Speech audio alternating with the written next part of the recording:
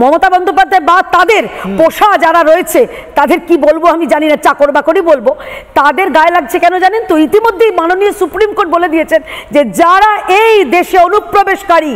তাদেরকে ডিটেন করতেই হবে, তাদেরকে খেদাতেই হবে, তা না হলে তারা তো দেশের জনসংখ্যায় মিশে যাবে, নাহলে পালিয়ে যাবে ফুরুত করে।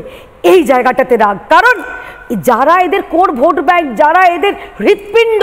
যাদের ভোটের জয় জেরে এরা জয় পায় বারে বারে বারে বারে, তারা যদি চলে যায় তাহলে তো ফুস হয়ে গেল, পাখি প্রাণ পাখি উড়ে চলে যাবে কোন অচিন দেশে। সেই কারণে যারা বাধা দিচ্ছেন, আজকে যেহেতু মাননীয় প্রধানমন্ত্রী তিনি অনুপ্রবেশ নিয়ে কড়া বার্তা দিয়েছেন, তাই তৃণমূল এবং তাদের চাকর বাকর যারা রয়েছে তাদের এত রাগ মাননীয় প্রধানমন্ত্রীর ওপর, এত দুঃসাহস মাননীয় প্রধানমন্ত্রীকে বলছেন। পরবর্তীকালে কি হয়েছে দেখুন, সুপ্রিম কোর্ট